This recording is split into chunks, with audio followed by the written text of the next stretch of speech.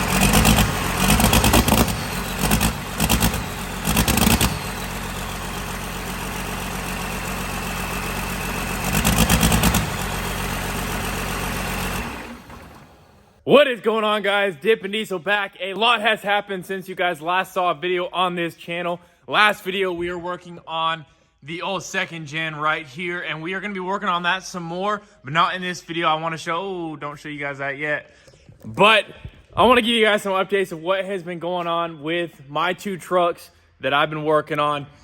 As far as the first gen, we have the first gen actually running, going, all wired up for the fuel shutoff, the fuel pump, and a push to start. Let me show you guys what I've got going on in the engine. So I did a little bit of powder coating. I did the turbo, which we are gonna go with a water to air intercooler. So I will be building a different intake horn that will shoot to a water to air intercooler behind this hood stack right here. And then we'll have some intercooler piping that will go from the turbo over to the intercooler on the backside. So stay tuned for that. Not sure when it's gonna come out, but we are gonna be doing that.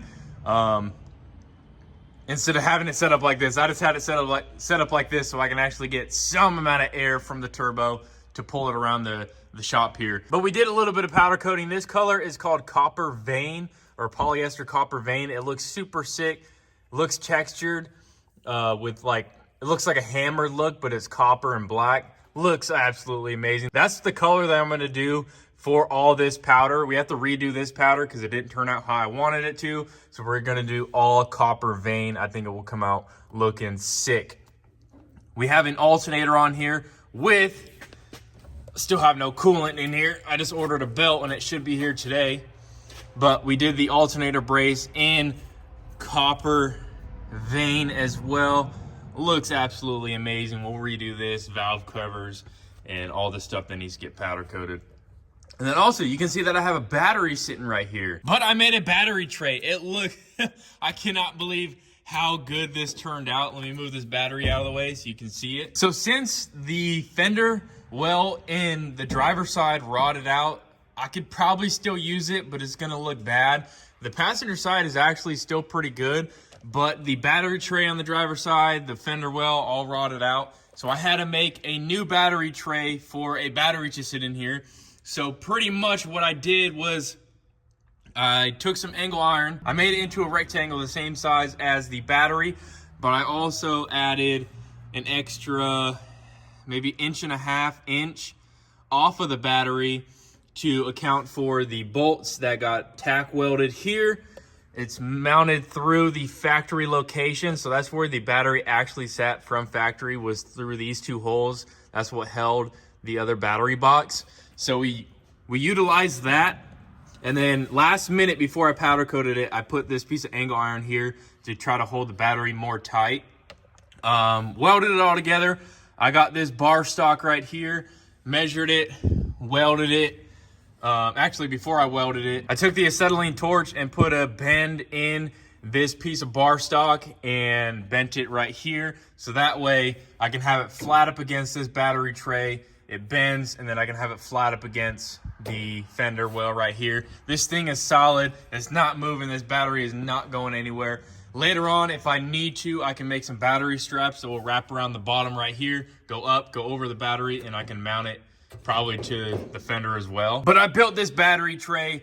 I powder coated it copper vein. It didn't really turn out like the turbo and the alternator brace, but it still came out looking good. This battery does not have any play back and forth and no play forward and back because I have that piece of angle iron right there. The reason why I didn't make the battery tray the same size as the battery was because I didn't want those bolts rubbing into the battery and causing a hole. So hopefully that point on the angle iron doesn't do what I originally planned to avoid. But overall, this battery is not moving, super solid, and it looks really dang good. I think it came out looking amazing, utilizing the factory holes and building a box. And I'm pretty sure it's super level too. Let me go get a level real quick so I can steeze on you guys. And we'll go over the second gen here in a minute. That's one thing I've been super excited about, the progress that I've made on that second gen. So we'll grab a level still in the packaging. If it's in the lines, it's level to me. It's pretty dang level. If it's in the lines, I'm happy with it. It ain't moving. It ain't going nowhere. As you can see, we just put the new throttle linkage in. I had built this because when I got this truck, it didn't have any throttle linkage. I wanted to move this truck, so I took 2 sockets, drilled them out, got a piece of bar stock, welded it to it, put 2 holes in the side, and and then I had it wrapped around the little balls with the wire. So the wire went underneath the ball like this through the socket, and it held it in place just so I was able to move this truck around the shop over here. But we got the new throttle linkage. Looks good. If you look over here, we have some wiring. So we have a fuse box and we have 2 relays. So this is what all that wiring is for. So if you look right down there, we have a 2nd gen fuel pump. So we have an electric fuel pump on here from a 2nd gen. The bracket mounted right up. I have some AN lines running pretty much AN the whole way, except for at the sump. So we have, oh, and right here, but I don't have an AN line right here, or AN fitting right here. But we have, oh, I gotta tighten that too. Look at that. But from the injection pump, we have a line running to the top part of the fuel filter. Actually, let's start at the source. So I have a sump running to 2 lines. They're 1/2-inch lines. I cut a hole in the tank, installed the sump, bought some 1/2-inch lines, ran that underneath the truck. 1 line is going to the return, which I have that plumbed into the factory return. And then the other one is the supply, and I have it running to a 90-degree AN fitting. That goes into the fuel pump. It comes out of a banjo bolt to a 45-degree AN, running to a 90-degree AN into the fuel filter. Out of the fuel filter comes a 90 running to the injection pump. So some of the other wiring that I did, I ran a... Quit! Dang. Some of the other wiring that I ran was a hot wire to the fuel shutoff. I still have to put some of these wires in a wire loom, so don't mind the mess. I wired the fuel pump into a switch as well, and then I have a starter wire running to the starter, and that's one of the relays. One of the relays is the starter, and one of the relays is the fuel pump. So when we go ahead and hop into the cab, we come to this switch panel. I have to powder coat it, but I had it in here just to get the truck moving around and to test it out. So right here is my main power that will turn on all my switches, which I don't have anything hooked to this switch right now, but we will put something on there. So we'll go ahead and turn the main power on, fuel shut off, so that makes it so that there's power running to it, and then fuel pump. You can probably hear that running, and then we'll go ahead and push the start. And then to shut off, just do the fuel shut off and then turn your fuel pump off and your main power, so none of them is drawing power. So that is all the wiring that I did for this truck for it to be able to drive. Essentially, you don't really need much. I still have this big main wiring harness for everything else that I have to put back in. But for the most part, for this truck to run and drive, literally fuel shut off and fuel pump, and that's it. It's how easy these trucks are. Now, I haven't done much else to this truck besides putting in the fuel pump, doing the wiring, the powder coating, but I did put some rubberized undercoating on the back of this frame. I have to do a little bit more because I didn't finish. I didn't really get underneath the bottom side of the frame, but for the most part, it looks really good. It's super dirty right now because there's water and mud all over it, but it looks all right. I don't think it came out the best, but it definitely didn't come out the worst. Looks really good, nice and black.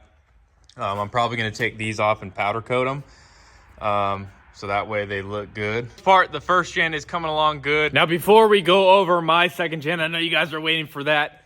We'll let you guys know what's going on with this 2nd gen right here. I still have to pull off the intake horn, the valve cover, and the turbo, and alternator brace and everything, and get that powder coated.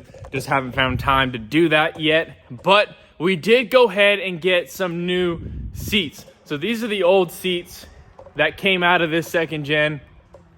They were the tan, there's Alex. These were the tan seats that came out of here. I pressure washed them off a little bit so they look a tiny bit better, but they're still super dirty. The plastic's falling off of this, the seat belt, a big hole, notorious. That's where every single second gen seat rips is right there because the driver's getting in and out. But these seats definitely did not belong in this second gen. They were just way too dirty. So I went ahead and met up with a buddy that actually sold some first gen parts to a while ago, and he had some seats on Marketplace, and I seen him and I messaged him and I was like, wait, this is River. So I texted him, I was like, hey, you got those seats? Let me buy them. So we have some brand new second gen seats in here, not ripped. That's because I went ahead and swapped this seat, the cushion, with the passenger seat. So the rip is actually against the middle seat, but the seats are in really good condition. The plastic's still on there, plastic's still on here, and they fit up really dang good. So this, I don't know what's up with the seat belt, but the second gen has some really good seats in here now, and they look sweet. So right here are the bushings that I was gonna need for the shock tower delete. So we're gonna be able to build that. I actually have 2 more. I think in the second gen, there's 2 more.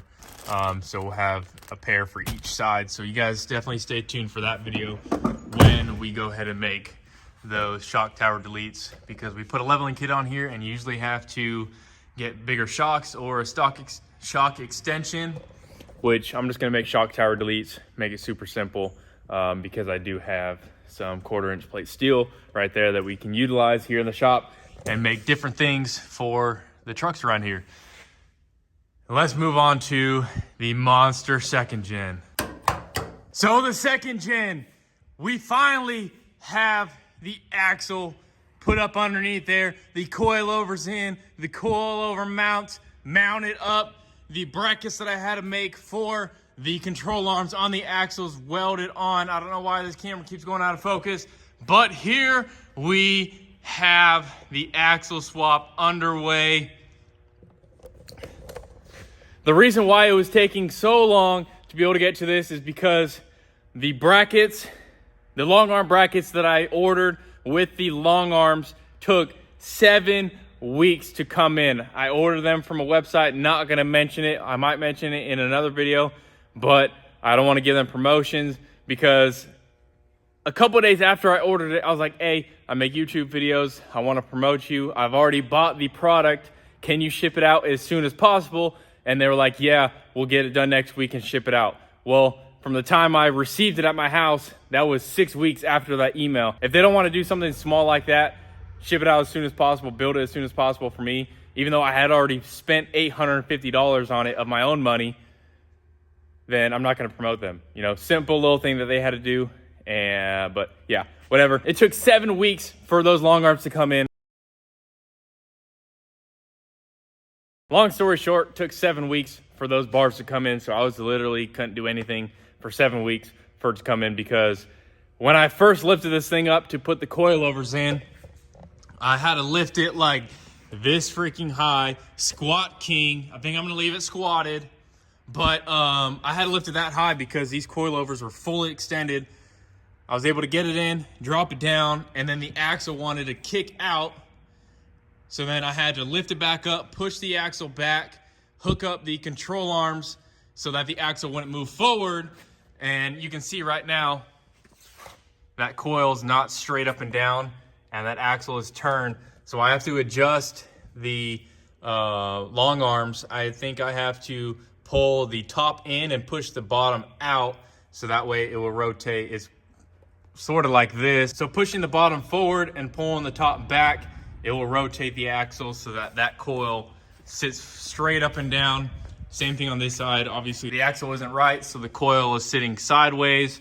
But overall, those are the mounts that I made, custom made. I still have to, once we go ahead and get everything all together, I might weld another piece onto that bracket, and then obviously I'm gonna clean it up, smooth it out, round it out, and everything like that, and we'll get those taken off. Once everything's together and the truck moves and drives, we'll test everything, make sure everything's all good, and then what I'm gonna do, instead of pulling the truck here into the shop, I'm gonna put it on the lift, because it'll be easier to lift it up. I won't have to get the skid steer to raise the truck up, and that way the truck will be up, can take everything off. I need to weld some more supports onto the coilover bracket. I'm gonna smooth out all the hard edges, round them all out, and then we can get everything powder coated and then all put back together.